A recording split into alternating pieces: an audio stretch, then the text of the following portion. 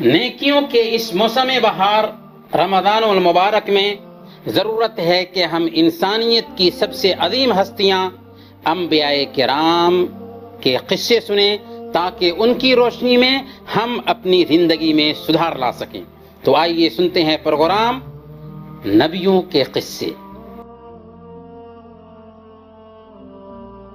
بسم اللہ والصلاة والسلام علی رسول اللہ وبعد۔ محترم ناظرین، السلام علیکم ورحمۃ اللہ وبرکاتہ۔ پروگرام نبیوں کے قصے میں آپ سب کا استقبال ہے۔ پچھلے ایپیسوڈ میں ہم یوسف علیہ السلام کے بارے میں بات کر رہے تھے۔ ہم نے عرض کیا تھا کہ یوسف علیہ السلام کے سوتیلے بھائیوں نے آپس میں مل کر ان کو جلن سے، حسد سے، ڈاہ سے کنویں میں ڈال دیا تھا، لیکن اللہ نے انہیں کنویں سے بچا لیا، پھر مصر پہنچا دیا۔ عزیز مصر کے گھر رہنے لگے، انہیں کے ہاں پلے بڑھے اور جوان ہو گئے۔ یہ یوسف علیہ السلام کی بلندی کا پہلا زینہ تھا کہ کنویں سے نکال لیے گئے اور عزیز مصر کے گھر پہنچا دیے گئے، لیکن اللہ نے انہیں عزیز مصر کے گھر پہنچانے کے بعد ایک دوسری آزمائش سے بھی دوچار کیا۔ یعنی شاہی محل میں آنے کے بعد ایک دوسری آزمائش شروع ہوتی ہے، جس میں آپ کی عفت، آپ کی پاک دامنی نکھر کر کے سامنے آتی ہے۔ اللہ نے حضرت یوسف علیہ السلام کو علم و حکمت سے نوازا تھا، خوابوں کی تعبیر کا ملکہ عطا کیا تھا، اور سب سے بڑھ کر حسن و جمال کا پیکر بنایا تھا۔ صحیح مسلم کی روایت ہے، معراج کی حدیث میں اللہ کے رسول صلی اللہ علیہ وسلم نے بیان فرمایا، میں حضرت یوسف علیہ السلام کے پاس سے گزرا تو دیکھا کہ ان کو آدھا حسن دیا گیا ہے۔ آدھا حسن حضرت یوسف علیہ السلام کو نوازا گیا تھا۔ عزیز مصر کی بیوی کا نام زلیخا تھا۔ چونکہ حضرت یوسف علیہ السلام نہایت خوبصورت تھے، حسین و جمیل تھے اور اس کے گھر پر پرورش پائے تھے، چنانچہ زلیخا حضرت یوسف علیہ السلام کے علم، ان کے حسن اور ان کی جوانی کو دیکھ کر وہ آپ کی دیوانی ہو گئی اور ڈورے ڈالنے لگی۔ جب بدی کی گود میں سلانے کے اس کے تمام حربے ناکام ہوئے تو اس نے عزیز مصر کے باہر نکلتے ہی ایک ٹھوس پلاننگ کی تاکہ اپنے مقصد میں کامیاب ہو سکے۔ پلاننگ کیا تھی؟ کیا کیا عزیز مصر نے؟ گھر کے سارے دروازوں کو اچھی طرح سے بند کر دیا اور زیب و زینت سے آراستہ اور پیراستہ ہو کر کھلے لفظوں میں حضرت یوسف علیہ السلام کو بدکاری کی دعوت دینے لگی۔ ذرا دھیان دیجیے، بدکاری میں پھنسنے کے سارے چانسز پائے جاتے تھے۔ یوسف علیہ السلام جوانی کے دہلیز پر قدم رکھ چکے تھے، اور جوانی ظاہر سی بات ہے کہ دیوانی ہوتی ہے۔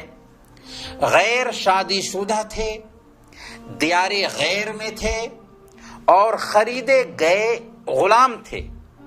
دوسری جانب زلیخا ملکہ مصر ہے، حسن و جمال کی پری ہے، سج دھج کر آفت برسا رہی ہے اور دھمکی آمیز کلمات بھی استعمال کر رہی ہے، لیکن پھر بھی حضرت یوسف علیہ السلام زلیخا کی زیب و زینت اور اس کے حسن و جمال کی بالکل پرواہ نہیں کرتے، بلکہ اللہ کی نگرانی کو اپنے ذہن میں تازہ رکھتے ہوئے کہتے ہیں، معاذ اللہ، اللہ ہمیں اپنی پناہ میں رکھے۔ یعنی اللہ کی پناہ اس بات سے کہ میں تیری دعوت گناہ پہ لبیک کہوں، میں تیری پکار اور تیری طلب کا جواب دوں، اگرچہ تو نے سارے دروازے بند کر دیا ہے لیکن اللہ کے دروازے کو بند نہ کر سکی ہے۔ تمہارے شوہر میرے آقا ہیں، انہوں نے اچھی طرح سے مجھے رکھا ہے، میں خیانت نہیں کر سکتا، خیانت کرنے والوں کا بھلا نہیں ہوتا۔ لیکن زلیخا کے جسم میں شہوت کی آگ لگی ہوئی تھی، وہ کب ماننے والی تھی؟ وہ دوڑ کر پکڑنا چاہتی ہے۔ جب حضرت یوسف علیہ السلام نے دیکھا کہ زلیخا اپنی شہوت کی آگ کو بجھانے کے لیے بضد ہے، اصرار کر رہی ہے، تو وہ باہر نکلنے کے لیے دروازے کی طرف دوڑے۔ عورت بھی تیزی سے دوڑی اور ان کے قمیص کو زور سے پکڑا، جس سے قمیص پھٹ گیا۔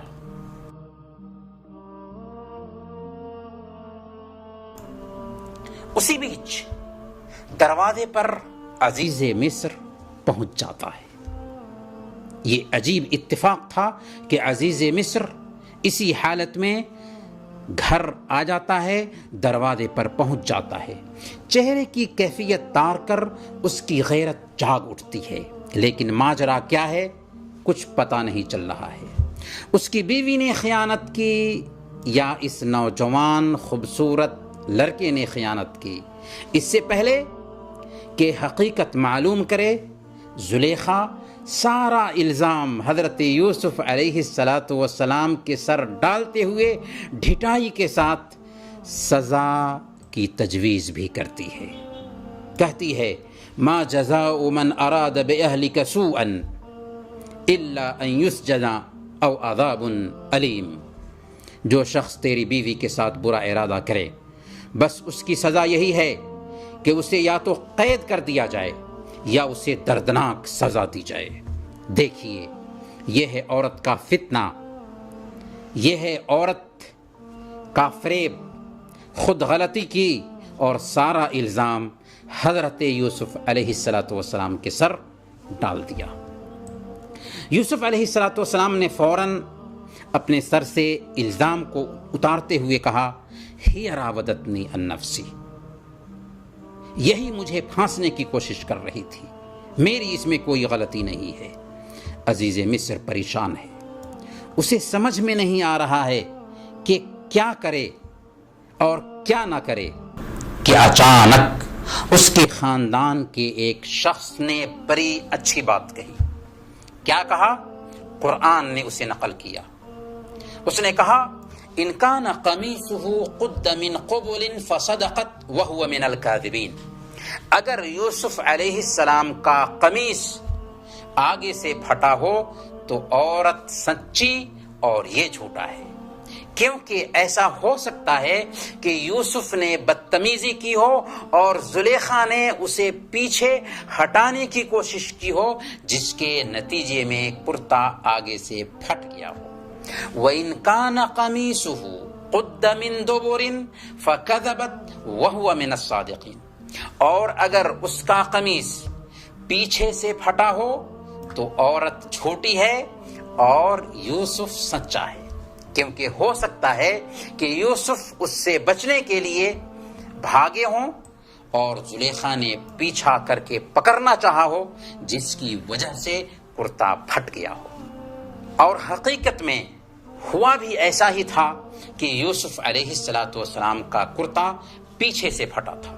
چنانچہ جب عزیز مصر نے یوسف علیہ السلام کا کرتا دیکھا کہ پیچھے سے پھٹا ہوا ہے تو صاف کہہ دیا انہ من کیدکن ان کیدکن عظیم، یہ تم عورتوں کی چالاکیاں ہیں، واقعی بڑے غضب کی ہوتی ہیں عورتوں کی چالیں اور ان کا فریب۔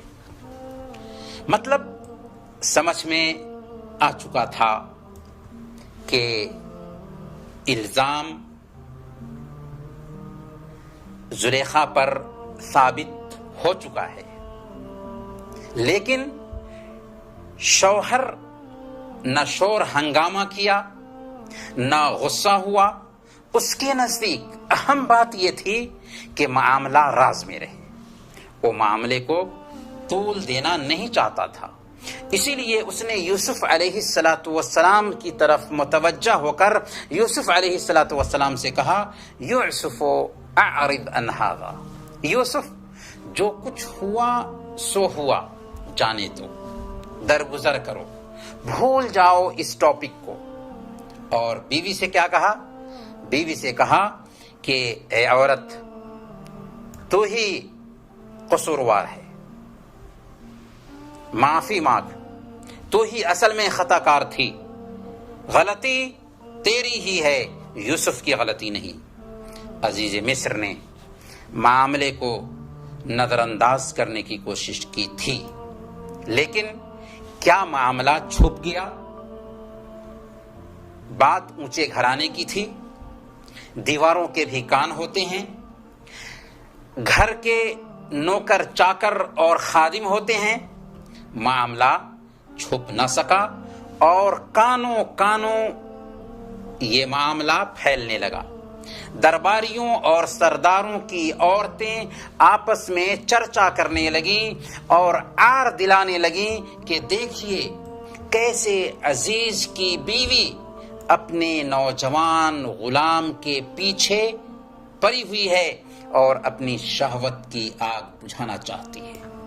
اونچے گھرانے کی عورت ہو اور ایک نوکر سے محبت میں پھنس جائے، یہ تو عیب کی بات ہے، عار کی بات ہے، بہت بڑی غلطی ہے۔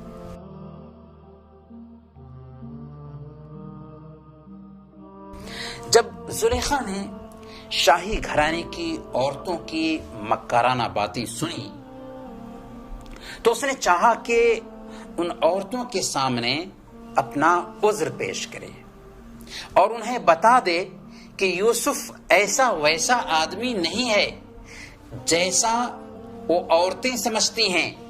اس لیے زلیخا نے ساری عورتوں کے لیے ایک دن پارٹی کا انتظام کیا، انہیں اپنے گھر میں جمع کیا، دعوت دی، تکیا اور مجلس آراستہ کیا، کھانے میں ایسی چیزیں پیش کیں جو چاقو سے کاٹ کر کھائی جاتی تھیں، اور اس سے یہ بھی سمجھ میں آتا ہے کہ اس وقت کی تہذیب بہت اعلیٰ تہذیب تھی کہ عورتیں چاقو سے کھانا کاٹ کر کے کھاتی تھیں، اس لیے ہر عورت کے ہاتھ میں چھری دے دی گئی۔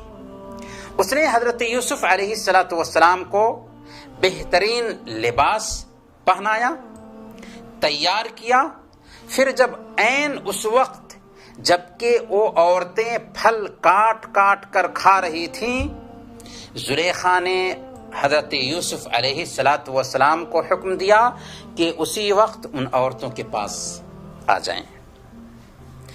جب حضرت یوسف علیہ السلام زلیخا کے کہنے کے مطابق ان عورتوں کے سامنے گئے اور ان عورتوں نے آپ کے حسن و جمال کو دیکھا تو دیکھتے ہی رہ گئیں۔ وہ اس قدر مبہوت ہوئیں، اس قدر ششدر ہوئیں کہ انہیں اپنے آپ کا بھی ہوش نہ رہا۔ انہوں نے ان چھریوں سے اپنے ہاتھ کاٹ لیے اور انہیں زخموں کا بھی احساس نہ ہوا، بلکہ بے ساختہ پکار اٹھیں، حاشا للہ ما ھذا بشرا ان ھذا الا ملک کریم، یہ شخص انسان نہیں ہے، یہ تو کوئی بزرگ فرشتہ دکھتا ہے۔ اس وقت زلیخا کا جو مقصد تھا حاصل ہو چکا تھا۔ اس نے عورتوں کی طرف دیکھا اور عورتوں کی طرف دیکھتے ہوئے کہا، تم سب مجھے تانا دیتی تھی، ہوش کو کھو بیٹھی، یوسف کو دیکھ کر تمہارے ہوش ٹھکانے لگ گئے اور تم نے اپنے ہاتھ بھی کاٹ لیا۔ اب زلیخا شیر بنتے ہوئے کہنے لگی، حضرت یوسف علیہ السلام سے مخاطب ہوتے ہوئے کہتی ہے بے شک میں نے اسے رجھانے کی کوشش کی تھی مگر یہ بچ نکلا، لیکن ہاں اس کے بعد بھی اگر یہ میرا کہنا نہ مانا تو یا تو قید کیا جائے گا، جیل میں جائے گا، یا پھر رسوا ہوگا، ذلیل ہوگا۔ اس وقت حضرت یوسف علیہ السلام نے پیغمبرانہ شان میں زلیخا کی بات کا جواب دیتے ہوئے کہا تھا،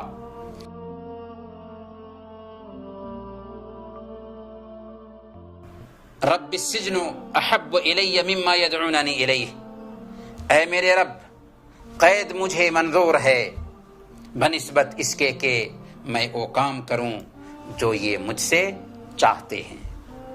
بدی کی گود میں بیٹھنے سے بہتر میرے لیے یہ ہے کہ میں جیل میں جاؤں، قید کر دیا جاؤں۔ تفصیل کا موقع نہیں، کہنا یہ ہے کہ باوجود اس کے کہ یوسف علیہ السلام کی پاک دامنی ظاہر ہو چکی تھی، عزیز مصر نے لاج چھپانے کے لیے چند مصلحتوں کی خاطر حضرت یوسف علیہ السلام کو جیل میں ڈال دیا تاکہ خاندان کے عیب کو چھپایا جا سکے اور لوگ بھی اس قصے کو بھول جائیں اور لوگ سمجھیں کہ یوسف نے کچھ تو ضرور کیا ہوگا جس کی وجہ سے اسے جیل کی سزا دی گئی ہے۔ ظاہر ہے کہ آپ کو جیل میں بھیجنا عزیز مصر کا ایک طرح سے ظلم تھا، لیکن اللہ نے اسی جیل میں جانے کے اندر بہتری رکھی تھی۔ اسی لیے کبھی بھی کسی مصیبت اور پریشانی کو اپنے لیے زحمت نہیں سمجھنا چاہیے۔ اللہ تعالیٰ ہو سکتا ہے کہ اس مصیبت اور پریشانی میں ہمارے لیے بہتری رکھی ہو۔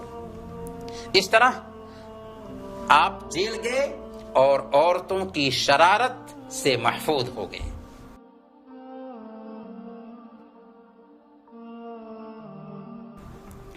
آپ کے ساتھ جیل میں عزیز مصر سے متعلق 2 اور آدمی داخل ہوئے تھے۔